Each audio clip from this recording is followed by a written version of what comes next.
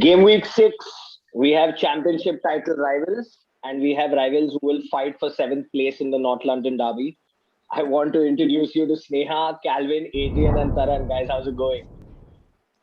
Good, Good thanks. man. Good to be here. Very good. Excited. Okay, Sneha, you want to give us that expression again when I said fight for seventh place? Let's just It's wait. okay. The season has We, just started. Let's not get ahead we, of ourselves. which is what I just tried to say that you I just, you're just getting there with those 2-3 nil defeats.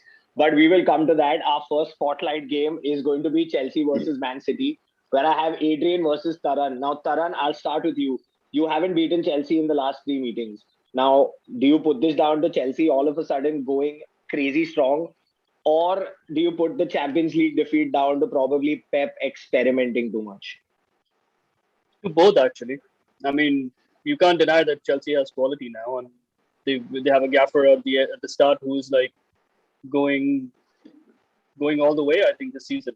So I'm all the way okay with going ahead with saying that Chelsea is a good team. But at the same time, yes, Pep has messed it up for us quite a few times, and I see him doing it again.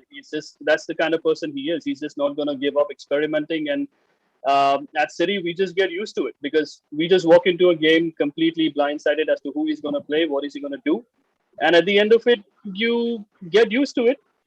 But Champions League, let's not get there. Let's not talk about it. It's just one step too far that Pep took in tinkering a team that was doing so well, performing to the optimum level, and then suddenly he just like I don't know, has a And moment of Adrian, craziness. yes, come, say yeah. say it's So the best time to be a okay. Chelsea fan. Go No, no, ahead, no harm. it's Start, definitely the start. best time to be a Chelsea fan. But the best part is, I think Tuchel is living rent free in Pep's head right now. I mean, he's beaten 3 times consecutively, and the best part is we didn't even have Romelu Lukaku. Like we didn't have a striker. Like we had Timo Werner, who was leading the attack, and we still beat them thrice. So I just think this is like City on the decline. They're losing the plot. Uh, Once they didn't sign Harry Kane, I think they lost the title. Like that was the big moment. Like if they But got 100 Harry million Kane, Jack Grealish. no, 100 million Jack Grealish is fine. But how does it improve the team? It doesn't improve the team. Like he's a great player, but they had that system. They had players in that system. Phil Foden was in that system. Now, if you look at it, it's just added. Like you add another winger. It doesn't make a difference. Like you need a striker. You need to replace Aguero. It didn't happen. And the best part out of all of this is that Chelsea have just grown from strength to strength. And the additions and everything Tuchel does just clicks. And last week showed us like plan B. He brought Kante on, and then Tottenham didn't know what to do for the next 15 minutes. Like they were running like headless chickens. But the best part is, I think Tuchel takes me back to how Mourinho had Wenger's number. So it's pretty much how Tuchel has Pep's number. And that's it. I think Chelsea's going to win easy 2-0. And speaking of Mourinho and Wenger, now Sneha and Calvin, you've played both of these guys.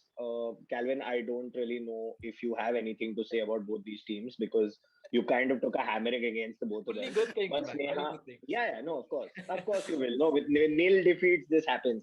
But Sneha, you beat City, but you got taken to the cleaners by Chelsea. Now, before I get into detail with these two gentlemen about what is going to happen in the game.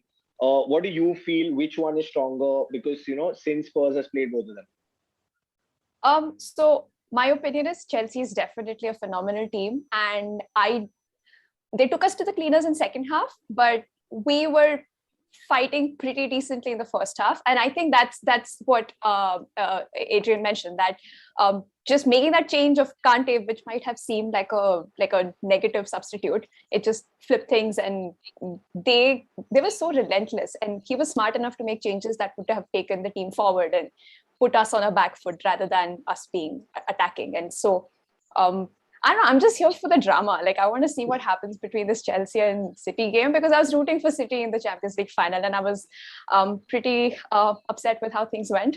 Um, but let's see what happens. And And I think I speak for world football when I say that when you bring on Kante, it is never a negative substitution. no, I mean, It is. would have He is thought that they loved would by have one and all. another, would would have have gotten like more like pace in another Defensive, way, no. not in the He's midfield, but he's yeah. from But coming to you, Calvin, again, before I get into detail with these two boys, you played the both of them. Of course, you faced defeats, two very different kind of teams.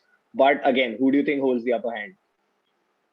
Well, I think Tuchel and Chelsea are like the match made in heaven. He's brought so much confidence into that team. People are talking about Kovacic, Jorginho, and Kante being the best three midfielders around at the moment, which I can't argue that. Like they're not the most famous, but I reckon they are really doing an insane job. They're doing that. They're getting their defensive responsibilities on point.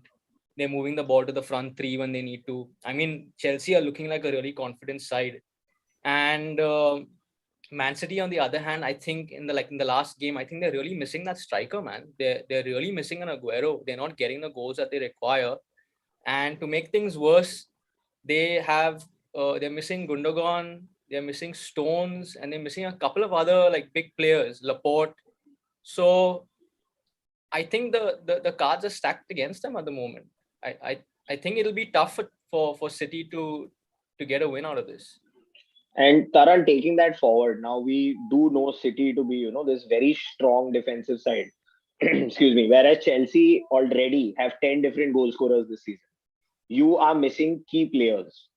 Now, does that, I mean, you have attacking options in abundance, but Yep. how do you control that game now that Chelsea has a very recognizable, and I think it's safe to say a very strong midfield where they can actually control a game even against sides like City?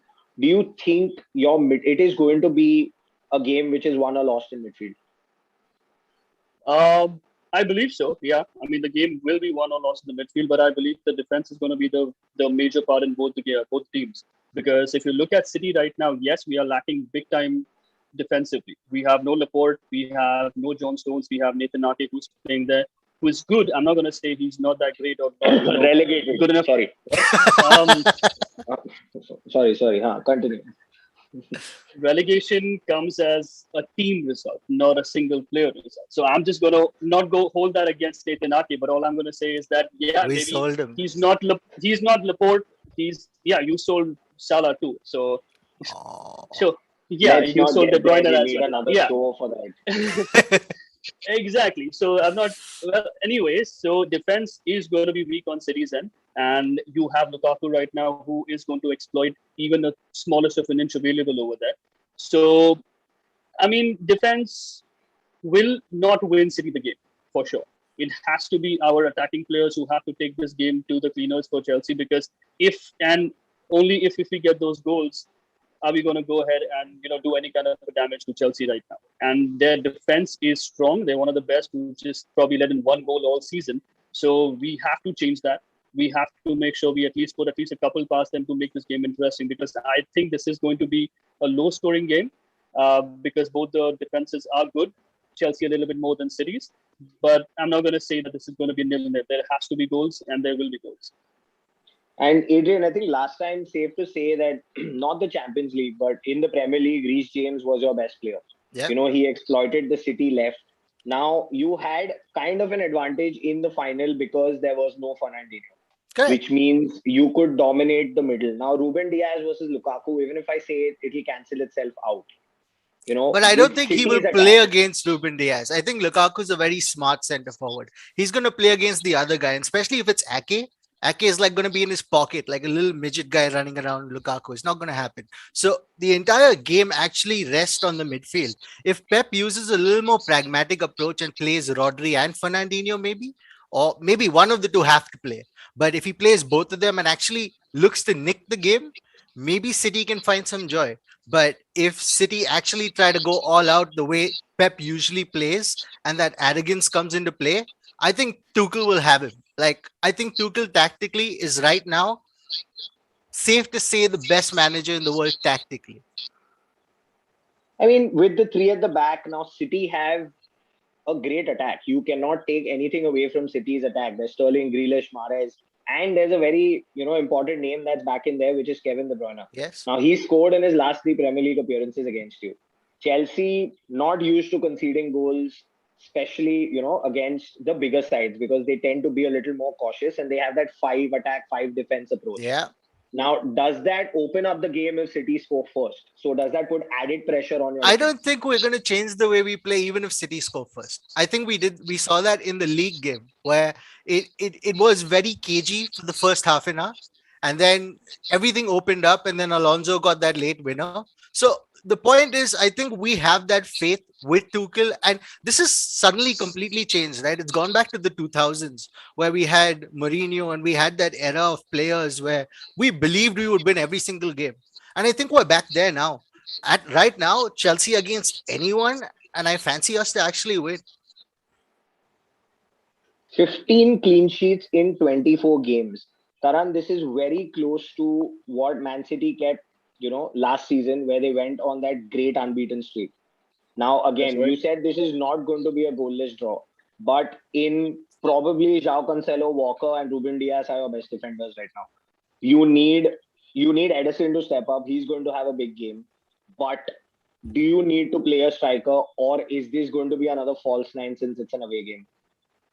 I believe we need a striker. I think we need Torres to play up front because at the moment we don't have a focal point. We don't have a target man. And that is what I believe is costing City a big time right now because we have a lot of players who can tinker with the ball, make those passes, make those clever runs. But if you don't have a focal man right up front who can actually slot those goals in, that's what Aguero did for us. And no wonder he was a brilliant player and who sustained that long in the City lineup because it's very difficult to actually, just move the ball around, play a false nine, and just be everywhere. But at the end of it, because of we playing too many players, too many different games, too many combinations, there's not one guy who's always there in the middle to get that ball, score. That's I believe that's what's costing City at this point of time. There is Mahrez playing, there's Sterling playing, there's Torres playing, and there's Bernardo Silva, there's Kevin De Bruyne, there's Phil Foden, there's a hell of combinations going around left, right, and center. But we need some consistency up top, and I think Torres brings that to us. So we need him up But is front. it a matter of, is it a case again, before I come to scoreline, is it a case of, not having a proper 11 in terms of a stable 11? He keeps switching wingers, he keeps Yes. switching formations. Is that going to cost you this season? Because for all the firepower you threw at Southampton, you could not score. Well, if you look at the history that Pep has shown with City, he's never maintained consistency in terms of choosing the 11 players that will always play the big games. But he's made a way out for us to win. It's not like it's hampered us majorly. But yes, I think this season, because there is just too much going on about Sterling leaving, staying. We don't know how he's going to play. We don't know about Mahrez, if he's going to stay, if he's going to play. So every game we play is just even the players I don't think know who's going to start, who's not going to start, and that play I think plays a lot in your mind when you're a player up front who has to score goals because it's about faith at the end of it. And I know he has tactics that he wants to work with, but you need a starting 11 who's going to be there for you throughout the season, which I believe is one point that Pep just loses the plot on. But if you look Okay, at the so flip since- side, ah, if you look at the flip side, Tuchel's also tinkered with his team a little bit. Yeah, he's kept on rotating the team, but I think Tuchel's quite honest with his players. He's honest even after the game, like when he played Saul and he went like he put his hand up and said, "I think he wasn't ready for this," and then he played him against Villa again, and he was pretty good in the League but it Cup. showed, the difference showed Yes. when Jorginho came on in the second Exactly. No, exactly. But Tuchel was honest about it. The point is, he's quite honest with his players. His players know where they stand. His players know who's going to play, why you're going to play. So no player can go into Tuchel's office and say, why I'm not playing. Like he'll tell it straight to their face. So no one's going to do that. I think that's the difference with Pep, where he keeps tinkling with players who are actually really playing well, doesn't give them any momentum, and they can't build on that. So that's the major difference between these two managers right now. I think we I can't believe so. question a manager who's got Kepa to win you games. So keeping that in mind, since Nia has a 1-all record versus these teams, I am going to ask for your prediction first. Oh, for the Yes. Chelsea, and I'm suspecting it's going to be Chelsea 2, City 1. That's my expectation. I mean, I'd like Okay. a dramatic match, and I just hope Rudiger doesn't take KDB out this time. But yeah, Calvin, very salty about that man. Very salty about that 2-0 man. Chelsea. 2-0 to Chelsea. Wow, there are no Pep fans here. Okay, Taran, a scoreline. I'm going to Chelsea say favorite. I'm gonna say City 2-1. Okay. Uh, And Mr. Man from the mountains. First thing, Pep's going to be happy. The stadium's actually going to be full. So he has nothing to complain I about. was wondering how that makes that possible. Then I think we're still going to Lukaku brace 2-0. Game over. 2-0. Okay, so we've got that. Our next big game is the derby where Calvin and Sneha come in. Now, Calvin, you guys are coming in with back-to-back wins after 3 losses. And Sneha, you're coming in with back-to-back losses after 3 wins. Now, Calvin, starting with you, not impressive wins versus Burnley, especially, or Norwich for that matter. You needed something special from Odegaard and you needed Aubameyang to be alive on that line just to breathe the ball in for that win. Is Arsenal getting better or is luck on their side? So they're getting better. They've got 3 massive upgrades out of the 4 defenders. And I think that's played a big role in these 2 wins. 2 wins. I think Odegaard and Partey are kind of striking a little bit of a relationship now. The only thing is that Aubameyang, I think he needs to kind of drop and get more involved in the game. I think he's I find him a little bit lazy and crying and not running after balls. He needs to drop, slow play down, pass the ball around. He's kind of waiting for those tap-ins, which is not good enough. You see how the other Lukaku and stuff, they're working, man. They're dropping deep. They're working. Kane as well drops, passes the play, then moves back into the box. He's not doing that enough. So I think that's one place that we need to kind of improve on. And Sneha, 2 back-to-back defeats, conceding 6 after not conceding in your first 3 games, going into such a big game. Now, how much is it going to affect the mentality of the players? So I feel like Crystal Palace loss was genuinely bad, and I think that's more to do with the kind of setup that was selected. To take a small detour, last season, after the West Ham awful game against West Ham that we had, when we were leading 3-0, and then it was massive mistakes and stuff happened. And I feel like until then, Mourinho was also being flamboyantly attacking he can be. And then at some point, it's okay, you know what? We're just gonna play super defensive and we're going to get a little cagey. And I feel like that's sort of what's happening. There was a point where the first 3 games, and by the way, let me preface this by saying that I don't think we were phenomenal. We were good, but we were not at the capacity that we could be given the squad that we have. So they were okay games, but suddenly at Crystal Palace, it's suddenly all the cracks that we sort of put Fevicol on that didn't last, and then we're oh crap, if one thing goes wrong, what a domino effect it can happen. And the lineup that was chosen was also a little iffy. With Chelsea, the lineup, the players, Dyer was coming back injured. I think he was a little off, and then Jaffet was not there, and Ndombele and Son hadn't really gotten the sort of training.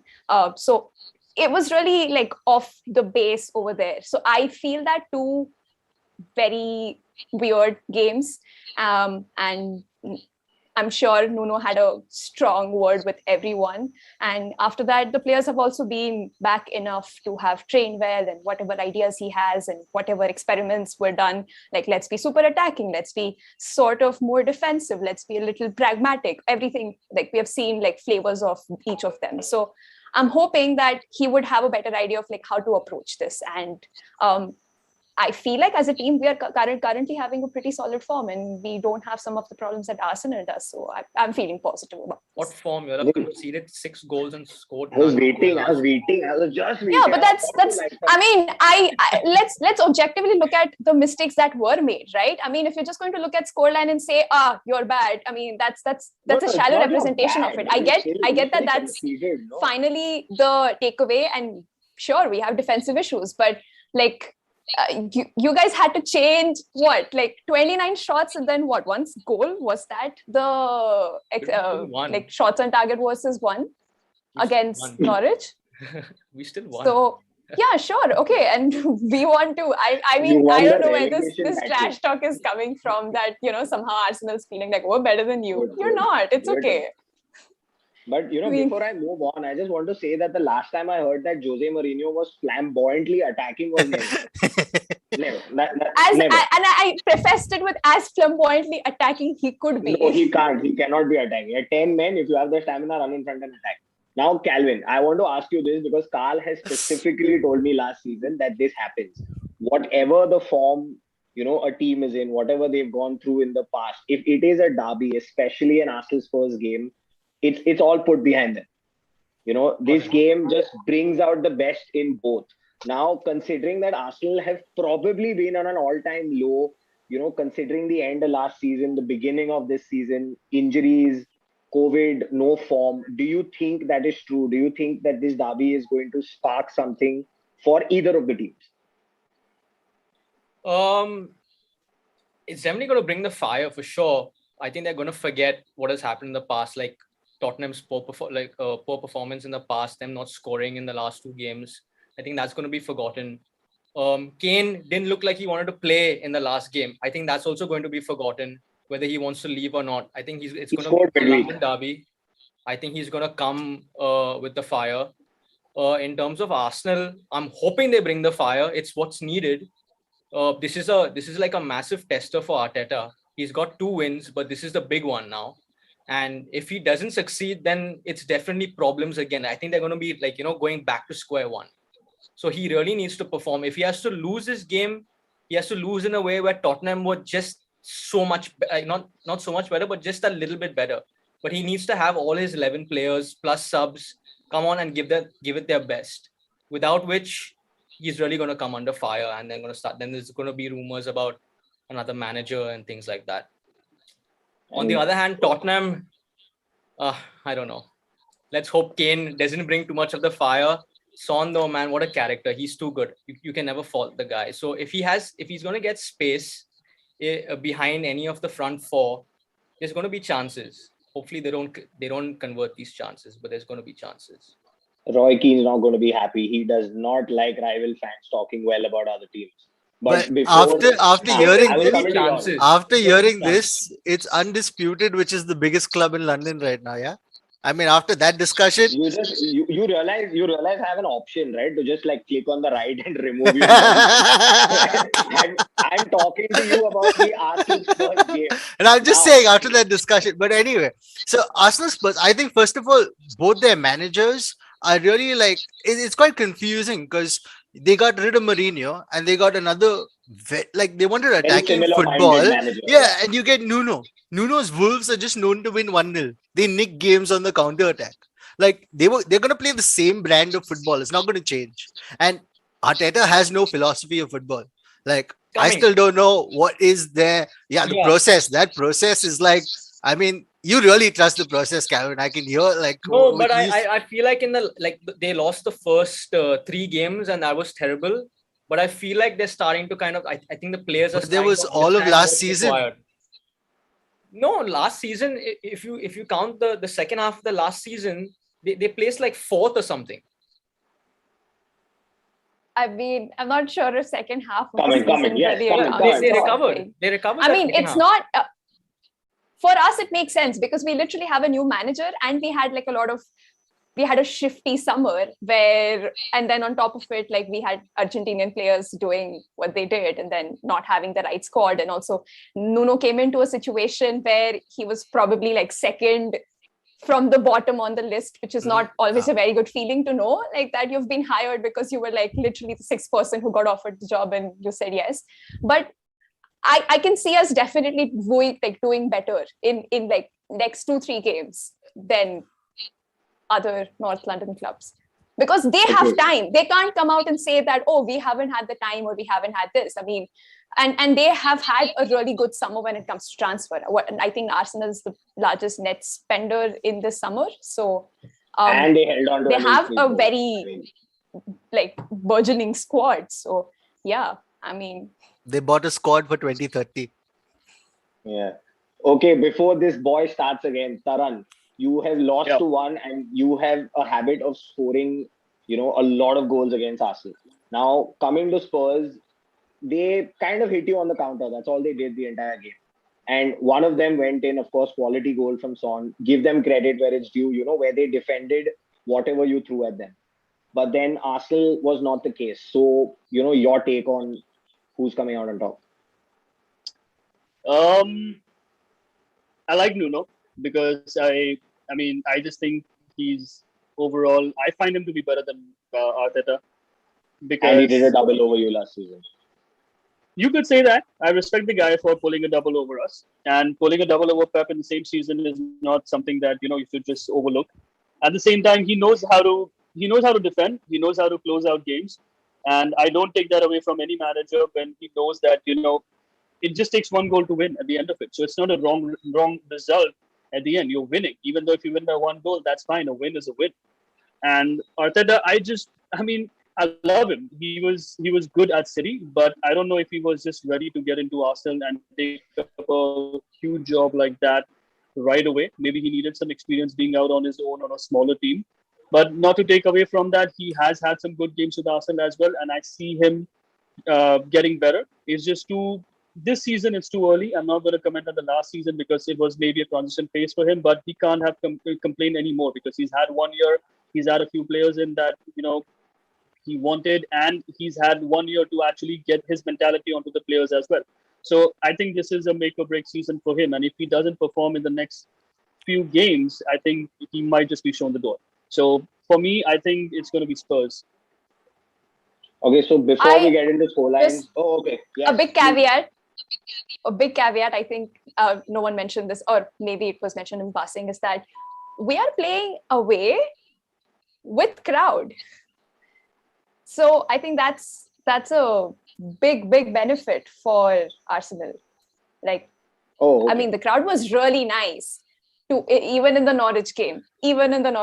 So like that should definitely, if that doesn't pump up Arsenal's fire, like I don't know what will. Like then as a club, I would be pretty concerned. Yeah, go on. Sorry. It takes one goal to like turn Arsenal all around, yeah, and they just turn on their team. That's Arsenal, which is why, in a nutshell. yeah. But I am done with the badgering. I want to talk to the Arsenal fan. They have points. Yeah, no, I know they have a point. But coming to that, now you're looking for back-to-back wins over Spurs for the first time since a long time. Okay, we're talking 13-14. Also considering that Kane is the highest scorer in North London derbies. He was quiet. He got his goals midweek. Keeping that in mind, considering that, they will be prepared. He's back in the goals. Give me a prediction and a final outcome. Well, since Sneha said they're going to be improving, we'll give the Spurs 1 goal, but Arsenal 2. Arsenal score 2 in one game. No, you're saying you want score prediction, right? Yeah, but you're saying Arsenal 2, Spurs 1, no? Yeah. But you're saying Arsenal score 2 in one game. Yeah, I'm hoping. This is not home and away. They're improving as well. Come on. They're improving as well. All right. Aubameyang on the score sheet. Yes, which he scored with his hip from the line. It doesn't matter. It doesn't matter. He's back on the score sheet Sunday. Okay, I'm gonna send you this clipping, okay, once the game is over. But Adrian, scoreline. I think 3-1 Spurs. You Chelsea fans don't talk below 3 goals, no? I mean, you know what? I think form goes out the window when it's a London derby. They're going to go all out. And I feel if Spurs go first, Arsenal are going to come on to try and attack, and Spurs can nick them on the counter. Spurs are very good on the counter attack. Like, they're quite the threat with Son and Kane. If Kane can find Son, I think Son has a brace in this game. Kane always finds Son. That is given. Taran. I'm going to go with Spurs again, 2-1 to Arsenal. How many goals for Spurs, guys? They haven't scored in the last 2 games. Exactly. I'm going to give you some more goals. Sneha prediction. She's going to say 8-0 or something, right? No, I would be so happy even if I get like a nice clinical 1-0 win against Arsenal at their home ground after such a long time. Like, that would be chef's kiss. So I'll be happy with a 1-0. 5 games are only getting 1 million. That's fine. No, like that seems to be something we're doing pretty decently. So like, if it's working, why tweak it? Okay, so we've got the spotlight games out of the picture, and now I'm going to make all 4 of you happy, and I'm going to give you a chance to predict, because the next one is United versus Villa at Old Trafford. Now, before I come to all of y'all, I should just bring to your notice that Taran and me went to play football. At 5 o'clock, Taran celebrated, saying that Ronaldo's coming to City, and at 7 o'clock, he left without saying bye. So, I'm going to start with you, Taran. Give me a prediction and a scoreline for this game. 4-0 United. Say it again. Wait, I didn't hear. Wait. 4-0 United. Wow. Okay, Calvin. 2-1 United. So, what, we're Arsenal or do you concede every game? Yeah. That's true, actually. I can't even say much.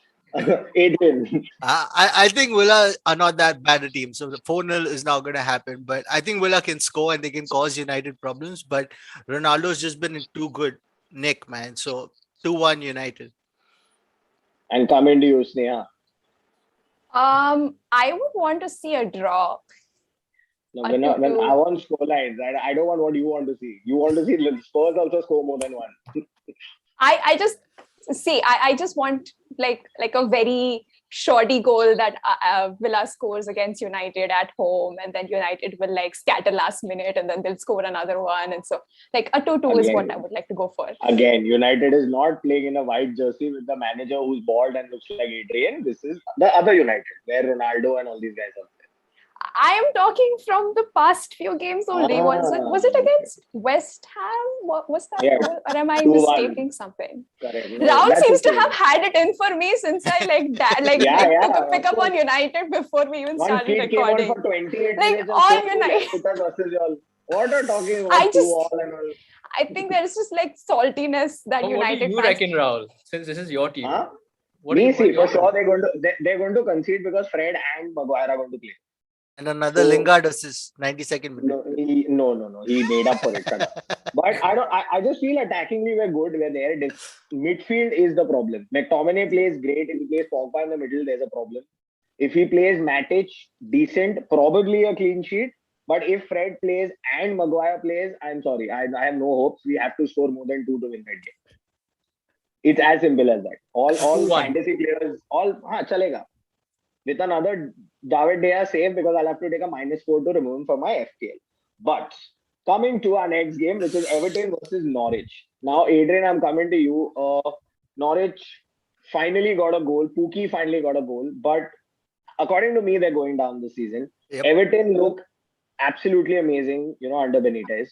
They had the spark last year. They let it go. This time, they're continuing from it. They have the players. Players are stepping up.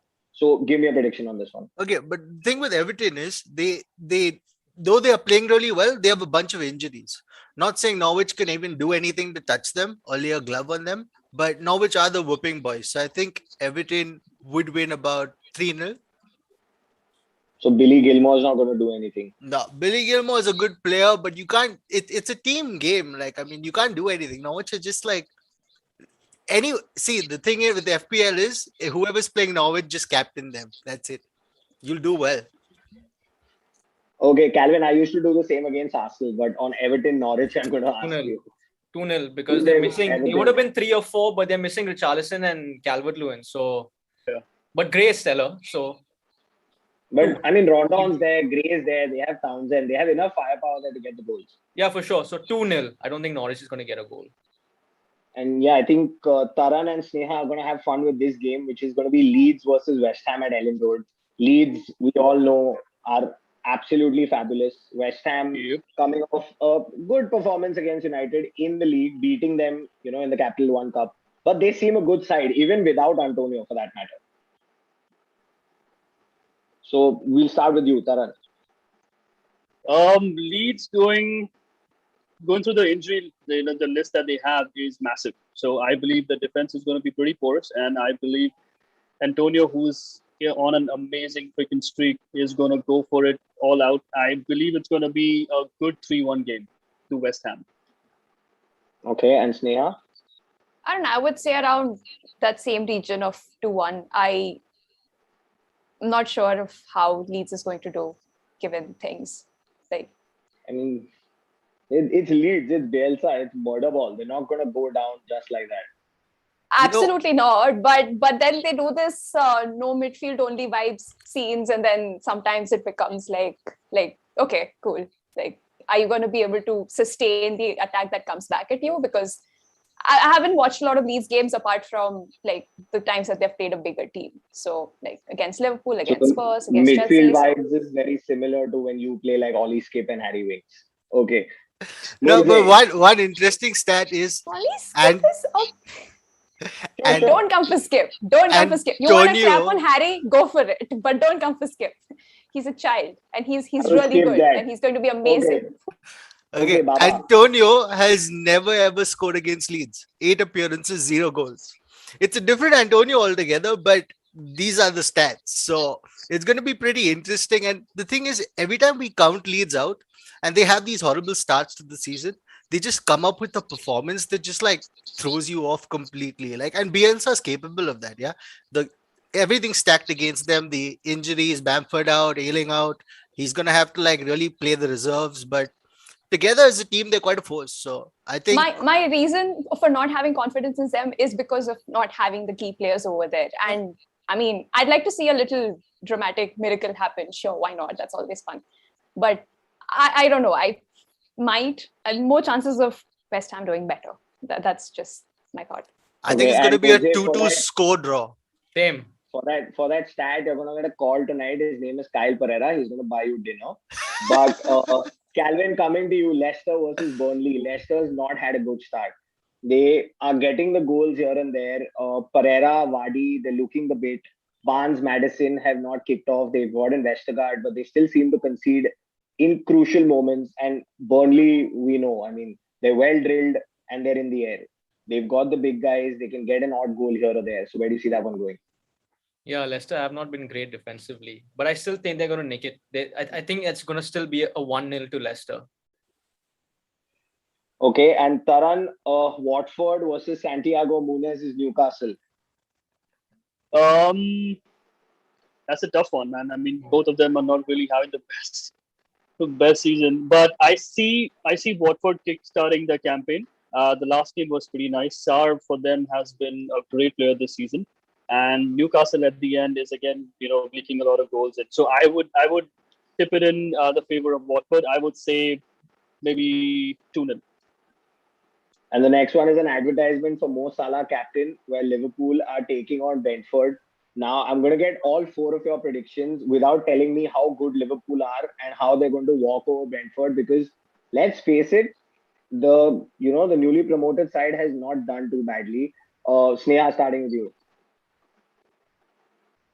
I like Liverpool and I like Liverpool's players, but the joy I will get if Brentford somehow wins is going to be quite phenomenal. So, like, This is even if probably it's the just first thing I will agree with you on this show. The first thing.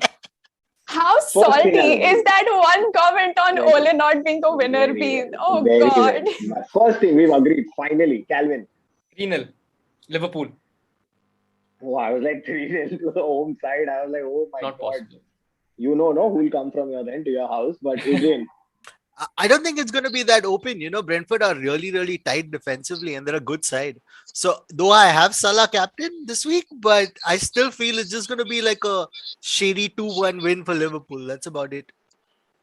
and Taran, considering that, Alexander Arnold's going to come back, Robertson's back. Yeah, so I think they both, like the fullbacks, play a big role in that team. And I think because Arnold is back, I'm going to give it a maybe a 3-0 win for Salah.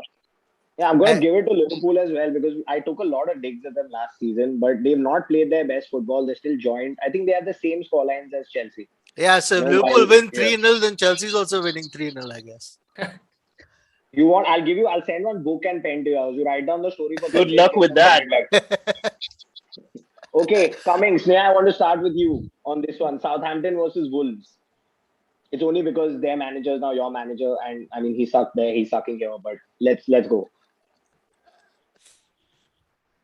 He didn't suck there, given the resources that they want. It's Sure. fine. It's fine. 16 is a great finishing position. Are you again? Wait, was it Southampton? No, it was City. Never mind. 9-1. Continue. I just feel bad for that fella. I'm not sure how what Southampton's form has been this season. So yeah, I have no idea how they'll be doing. Taran, How have they been doing? They're okay. They're like Spurs. I know they held City. That's the last game last weekend. But apart from that, I'm not sure how they're doing. So That was City not performing rather than them playing that great, basically. Yeah. Well. So since while they're continuing, Calvin, I'm going to come to you. Wolves have been doing quite badly. 2-0. To Wolves? No, to Southampton. Southampton, my God, he's saying Arsenal scored 2. Southampton are scoring 2. Armstrong. They have Armstrong and who's the other guy? What's his name? Adams, right? Che Adams. Okay, 1-0. 1-0 to Southampton. He's edited his prediction. Yeah, now the last one. Palace versus Brighton. My favorite manager, Murze, I'm going to come to you. Palace taking the game to Spurs. They're coming, of age with Zaha finally performing. They've got Gallagher who's come in, who's made a huge difference in midfield. Their defense is more or less the same for the last 15 million years, I guess. But apart from that, what do you see coming out of this game? Considering that Brighton, they're in the top. The top 4. They're scoring last-minute winners. Trossard's finally coming up. Welbeck's got his goal. The Lord is in the game. So what's going to happen? But I really feel people haven't really seen Edward play that much. And he came on against Liverpool also, and there was that spark. He could have scored, and that would have changed the game. It would have been 1-1, and it would have been a whole different game. I think he starts against Brighton, and he causes them a whole different amount of problems than what Benteke does. Because Benteke plays with his back to goal. This guy can run around, and that's going to be something that the Brighton defense hasn't faced yet. A striker who can actually turn them and run around. So even though I think Brighton will nick it, it's still going to be a 2-1 Brighton. And Sneha, after losing 3-0 to Palace, you think they're going to do the same to Brighton? I think that was the first game that Palace won that so far in the season, right? And it had to be you. I know. It sucked the fact that an Arsenal player, manager got that on us. It was, and he continued his 100% win record. Awful. But I don't know. I have no idea what's going to happen. Maybe a draw. Brighton has like a really good defense. I mean, I'm focusing on defense, seems like on all the games here. But they have a great defense, and I think with their attacking threat, which is not a lot, whereas Crystal Palace being home and this coming off a win against Spurs, I think they're going to be buoyant in this one, and I think it's going to be like a 2-0 win for Palace. And Calvin, finally, I know Palace is going to win because Patrick Vieira, but scoreline. No, yeah, I can't tell a scoreline, but I think they're going to win by a difference of 1. I think you should stand for win by 1 goal. I can't 2-1, 3-2. I don't know what it's going to be. But Zaha, they've got Zaha and Odegaard. I think they're going to do well. They're going to give Brighton their biggest test. They're good enough, man. They have Mope, Trossard, Welbeck. Mope? Yeah, Welbeck. He's not bad. He just cries when he misses. Yeah, and Welbeck. Please. Come on. He's ex-you and ex-us. Exactly. It's done. Finished. But that concludes this round. Thank you guys for joining us. Neha, I was a little too harsh, but I still feel you're going to lose to Arsenal. And We'll see. Maybe we get our first win at Emirates in 10 since 2010. Let's see. Keep saying that in front of the mirror. It'll probably come true. But I'm pretty sure Kane's probably doing that, so that's taken care for me. He's gonna come with all the hunger and all the fire and so on. Okay, I said thank you to everyone, but if you need Kane to stand in front of a mirror and say that to win a North London derby, we're gonna talk next week. Positive affirmations are good. They're a good thing. Yes, I mean, it's good. better than Arteta having to convince himself that donut is a thing that's going to work for him eventually. Yeah. I've asked the World Cup dog also to pick between the two. So when he replies to me, I will tell you. But guys, thank you for joining. It was a pleasure having all of you. Sneha, no offense, but yes, again, you're still going to lose. Stay home, stay safe, and thank you again for joining us. Thank you. Thank you. Thanks for having us. Take care, guys.